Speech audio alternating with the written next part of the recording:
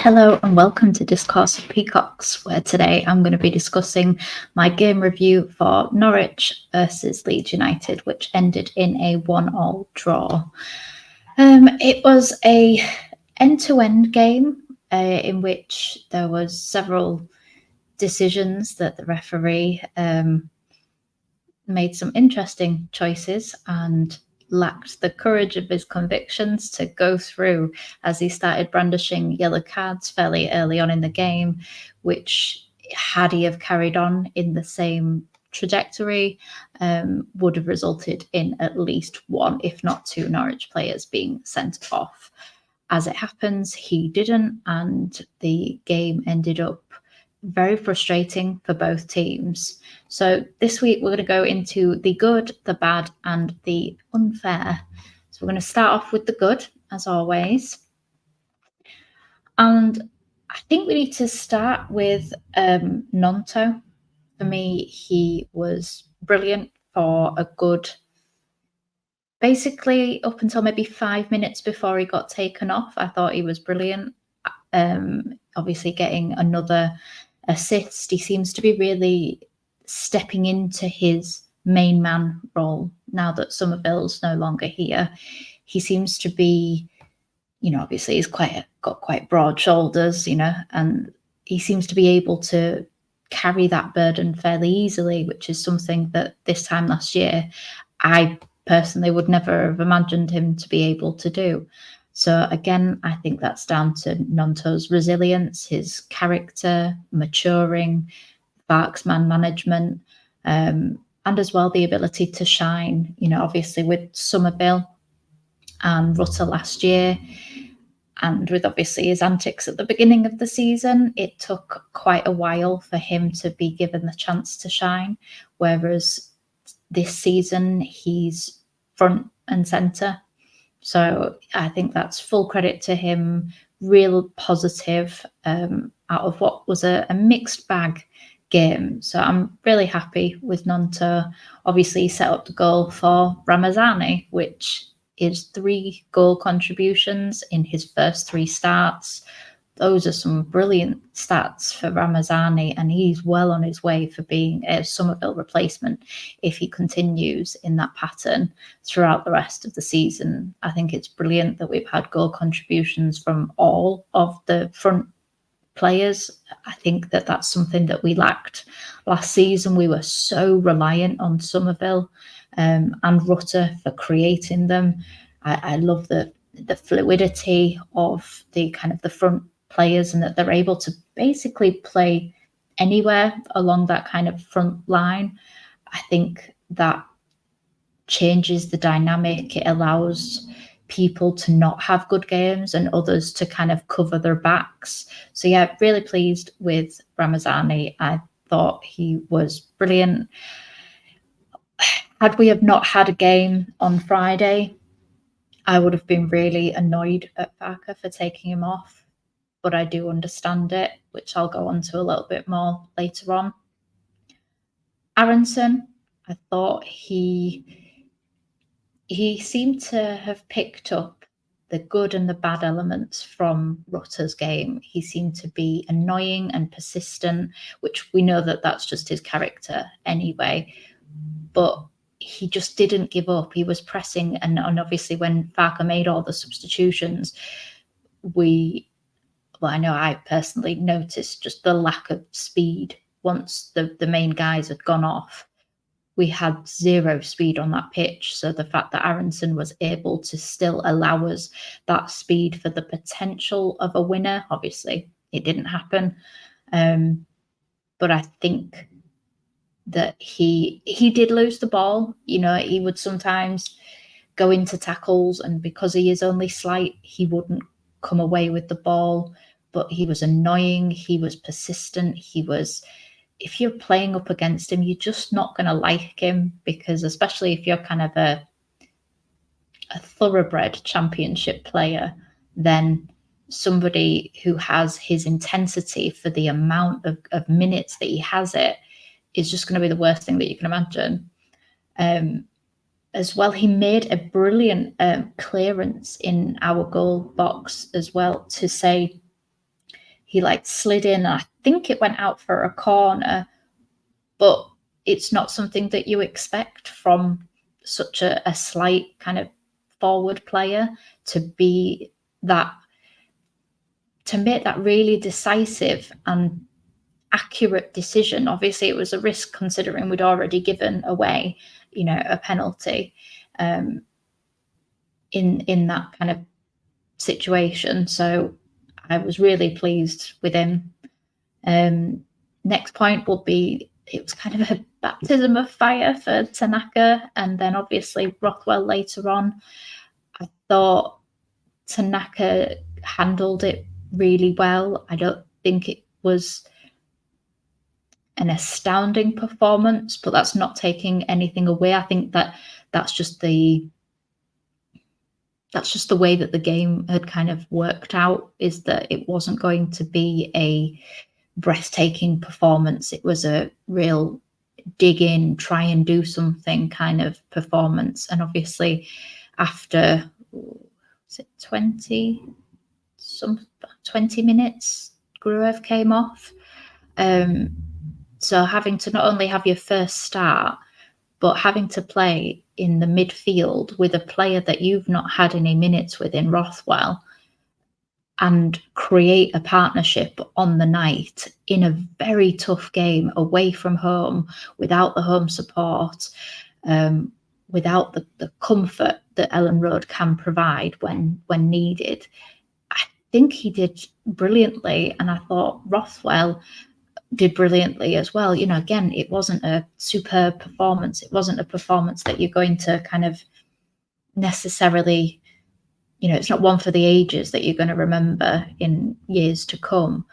But considering the circumstances, which I think my review relies heavily on context, in terms of this was a difficult game, not just for the opponent, not just because it was away from home, but the bench options weren't great. So the fact that Rothwell, having not started a game for us, came on and did about 70 minutes, 65, 70 minutes. I can't remember exactly when Gruev went off, but it's the most minutes he's had this season. I don't think he did anything particularly wrong. His corners were considerably better. Obviously we've still not scored from one, because we're Leeds United and we don't do that, but we came closer than we have in a long time. So I think that's a real positive. And again, it's just something different, something new and exciting, or at least just different, and it just gives us another layer that we can potentially use. Also, the fact that we had Strauch so early on a yellow card, Rothwell on a yellow card, and Bogle, I think, got his yellow card just after the half time, I think. So the fact that they all managed to stay on the pitch for the rest of the game without causing any trouble to themselves or to us, I think that's admirable. And I wasn't, again, I think that's the faith that Farke has created, is that I wasn't particularly concerned that they would do. Rothwell was probably the most that I was concerned about, simply because we've not seen him, so we don't know how rash he could potentially be. But again, I thought he did, great. We went fourth. I think we've gone back down to fifth because Sheffield United, for context, I'm recording this on the Thursday.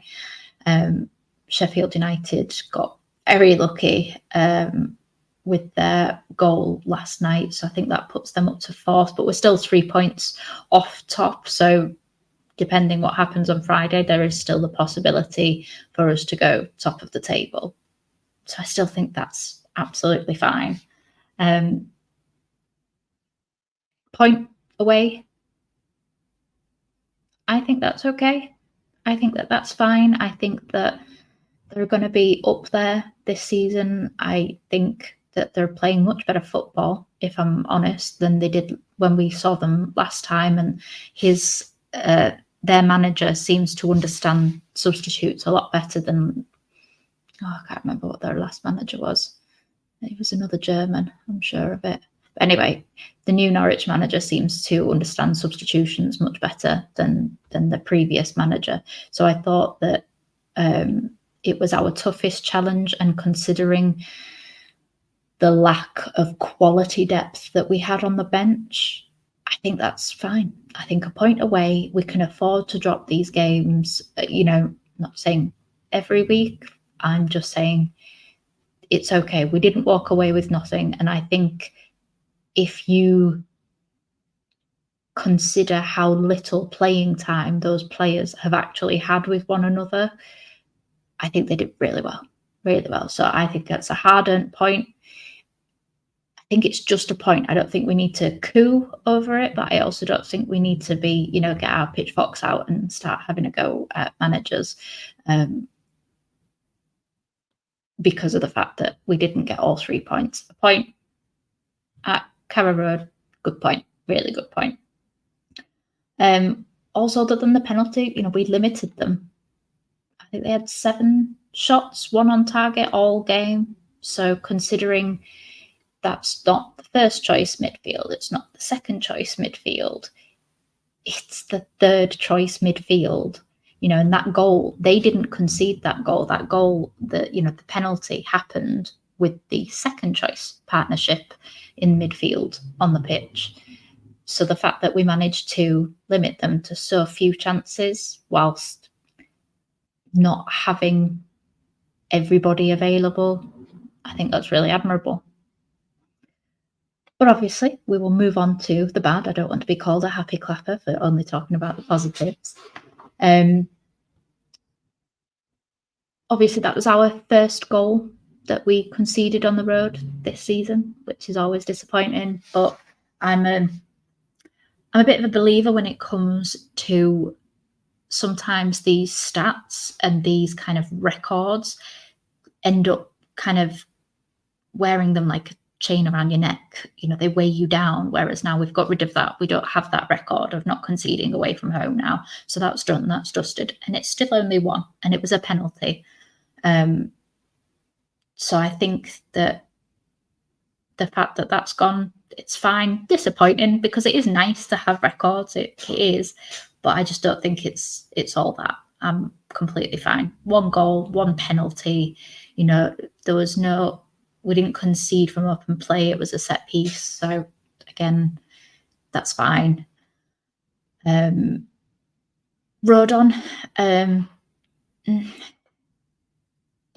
he has had more poor games than good so far this season. I'm not writing him off. I think, we saw last year that there's a real quality player in there. Just hasn't clicked yet this season. And I think with the amount of games, obviously, specifically he played last year for us, he should have done better. There were several mistakes. I think it was Firpo and Ramazani that could have stopped the attack before it got to the box. He should have stayed on his feet, should Rodon. I think that was disappointing from him. I don't believe the ball was really going anywhere, so it wasn't even like he was stopping a shot on goal. Just with the angle, Meslier probably would have ended up gathering the cross. Yeah, that was disappointing in Rodon, but I still think that over the course of a season, he'll save us more points than he costs us. The referee, I think there's been a lot of discussion. We discussed it on Just Joe's show, Final Word, last night, about just the quality or lack thereof quality in referees and the fact that he wasn't consistent. He got very card happy very quickly Tuesday night, but then didn't follow through. So fouls that were barely and arguably not yellow cards in the first half meant that he'd backed himself into a corner, because the fouls that were committed later on that were yellow cards, he then decided that it would be unfair if he gave them, because they would be sent off.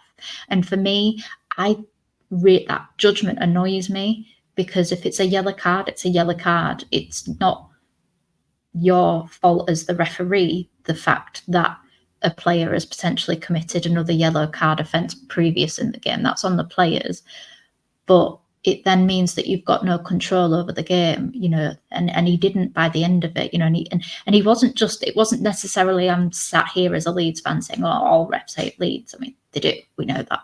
But I'm not actually saying that. He was just poor all around. He refused to let teams play with the advantage if there was a clear advantage. He waited, allowed them to briefly play, and even if the team had the advantage, he would then take it back for the free kick. And it was frustrating both sides, and you could see that, because there was a particular one in the second half with Norwich where they were awarded, should have had advantage, played it backwards. There was no Leeds players around them, so they had a clear advantage. And then he took it back. So then they took the free kick and kicked it back to immediately where they were previously, when they should have had advantage. So just, the referee was shocking, and was clearly a very vain character, which I think seems to be a quite repetitive theme in specifically this league, because I'm only going to comment on the Championship, but there's a lot of referees that seem to be making the game about them and not actually about controlling and managing and ensuring player safety, and that it's a good quality game. They just seem to be on this mad power trip. And it's incredibly frustrating, and the fans don't want it, the managers don't want it, the players don't want it. It just makes the spectator element of it really boring, because you forever just stop starting, and then it plays into the hands of teams that like to do low block, time wasting, etc. Whereas, full credit to Norwich, they weren't time wasting, they wanted to play football. Yes, they didn't actually create a lot, but that doesn't mean that they weren't playing. It wasn't a low block. We were, both teams were actively seeking to play football, and that should be encouraged, not stopped by, just narcissistic referees. As well, our penalty shout with Nonto, I said it on Joe's last night, that I do believe it would have been a soft penalty, and we would have been angry had it have been given against us. But I don't care. I want a soft penalty decision, because the amount of penalties that we haven't been given over the last season and a bit is ridiculous. The amount of apology letters we've had from the PGMOL because of those, mistakes that referees have made, blatant penalty shouts that should have been given. I want some soft decisions, because I think you have to have a bit of luck. You have to have a bit of luck in this game. Yes, it's got skill. Yes, there's tactics. Yes, there's, impact subs, but there's also a lot of luck involved in football, and we needed a bit of that luck. So I would like a soft decision, please. I think the game as well, another kind of negative bit at the minute is our starting 11 still right now does not bother me. I think we've got a really, really cohesive, competent starting 11 that can do a job against any team in this league, and I've got no questions about that. So I'm not moaning about our 11 starting players right now, even though we are on the midfield, for instance, we are on the kind of the third option in midfield. But I'm not complaining. I still think that, Tanaka and Rothwell are good enough to be starting, and they would start in most other teams if you gave them that kind of partnership. So my issue is with the fact that our bench has got so many injuries that the quality of depth that we now have is not the same, because we didn't have any wingers on the bench last night, on Tuesday. We had Geldhart and Bamford and Pirro. We had no Dan James, we had no Solomon. So we couldn't do like-for-like replacements. We couldn't do speed replacements because none of the players that we brought on have any pace whatsoever. And I think that's probably why Farke kept Aronson on longer than he probably would have liked to, because he will be starting, obviously, on Friday. So I think that the players that we have available right now are not the quality that we need. But it's quite tough to plan for that in terms of, in theory, we've got 2 players in every position, and now it's most of the bench options that are injured. So it therefore means that there is a lot of pressure on that starting 11 to A, do the job, B, remain fit enough for the majority of the game, and then be able to, copy and paste the performance in a game a few days later. Thank you very much, Sky. So yeah, I think the lack of quality that we have because of injuries on our bench showed, and I think that is concerning and something that I am, wishing changes soon during this international break, that we can just get some people back, get Dan James, get Solomon back, and at least that gives us, even if we can't necessarily get the defensive side sorted as soon, if we can attack more, we'll just have to outscore the opposition until we can have our solidity back at the back. So we've done the good, we've done the bad, and we're going to move on to the unfair, because I think there's quite a few things to discuss in terms of, obviously, repeating myself, but injuries. Surely, would you, for some good luck when it comes to getting players back? Surely we've done our injuries now for the season. Having both Ampadu and Gruev go off in a matter of days, it is concerning, especially if they're similar type injuries with similar lengths being out. Just, it goes back to the whole, we need a bit of luck. We need a bit of luck when it comes to the injury side of things in order to get players back. Another unfair point I would say is, I just get this feeling from what I see on social media, what I see on YouTube, people aren't enjoying the pressure in terms of, we're panicking over every little result when it comes to dropping any form of points, because we're feeling the pressure of, we have to get up this season, and we all know it. It's like this little kind of bubbling thing in the background that we all just are completely aware of the financial implications. And as fans, we shouldn't have to think about the financial implications, but FFP, PSR, whatever you want to call it, is so paramount with everything to do with football nowadays, that we're not able to enjoy or kind of at least have a laugh at the dropped points. We're panicking. There's infighting. There's toxicity within the fan base, saying it's not good enough, when actually, we dropped a couple of points against a team who are going to be there or thereabouts with promotion, or at least in the playoffs this season. And we're going absolutely crazy over it. And there's so much pressure. And I think that pressure is not allowing fans to just enjoy the spectacle on the pitch, because we're analysing everything to death. I mean, I know it's quite hypocritical. I'm sat here analysing a game, but I try and come from a more emotional point rather than kind of the tactics on the pitch. I leave that to other people who are far more qualified than I am. I would wish that we weren't in a position that we had to go up, and we could just enjoy the games, enjoy winning, enjoy being 3 points off the top of the table, because no matter what league you're in, it's a nice feeling being at the top of the table. And it's not a nice feeling when everybody's having a go at one another. Everybody's saying the club has no ambition. Like, everybody's saying about get Farker out, he's not Premier League manager. Like, we have to get there first. Let's not, run before we can walk.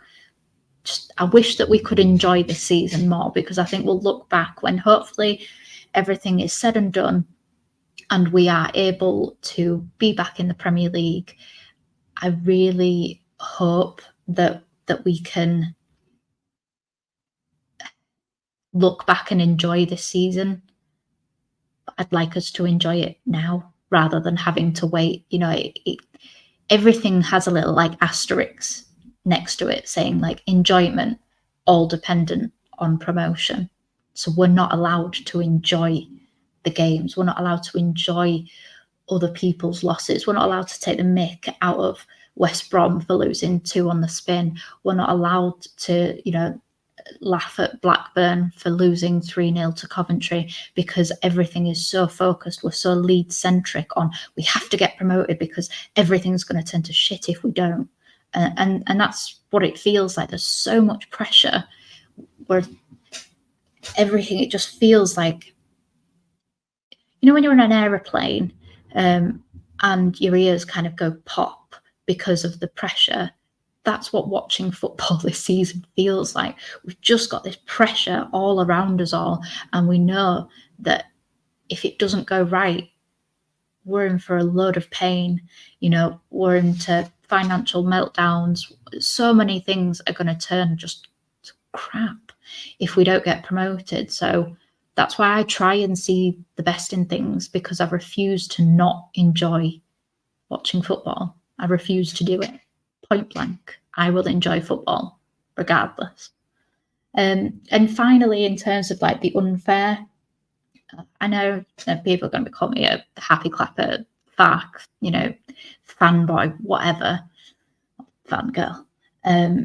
But I feel sorry for him in terms of he's stuck between a rock and a hard place. Obviously, we've all had a go at him for his substitutions in terms of him doing them far too late, them not necessarily having any impact because they're just odd choices. But I understood why he made those substitutions on Tuesday, because if we keep the players on and they either get injured or don't win the game and then are too exhausted or get dead leg or whatever it is, something happens to them late on the game and then we don't win the game and then they're not available for selection, and we end up having a team similar to the one that started at Birmingham last year on Friday against Sunderland, who are sat top of the table, unbeaten, have won every game at home this season so far. Then fans have a go at him. Fans have had a go at him for the fact that he took off our best players on Tuesday. I get that, but he's made reference to the fact that Ramazani isn't 100% match fit to play 90 minutes. And after Friday, we do have an international break and not everybody will be going. I don't think Ramazani will be going. Obviously, all the injured players won't be going. So there's all these things that he's got to kind of like balance. And it's a thankless job, because no matter which, if he'd have kept the players on, they get injured, we don't get the 3 points. Okay, well, that's Farker's fault. He should have taken them off because we need them for Friday. So he's taken the players off, ready for Friday. And if those players now don't get the job done and we don't get the 3 points, or the worst situation happens and we lose, well, what was the point? We might as well have kept the players on and won on Tuesday. So he's stuck between rock, meet, hard place. Here's Daniel Farker in the middle. So yeah, all we can do is now hope and wish that all of our players, or the ones that are reasonable and likely, come back fit after the international break, and we can smack Sheffield United up. That would be my hope after the international break. That's it for today. I think that's everything. So please give the video a like, subscribe if you haven't. hit the notification bell. I've heard that's what all these YouTubers say. But yeah, if you want to disagree with me or just discuss, please feel free in the comment section down below. Pop your thoughts, opinions, feelings, likes, dislikes, and also any kind of suggestions on video ideas. I haven't made the choice to do any other type of video at the minute, just because of how many games there are this week. I just don't have the time to necessarily get something out. But obviously, international break coming up, I'm sure there will be a void to fill. So yeah, that will be it for me today, and I will see you all later. Bye.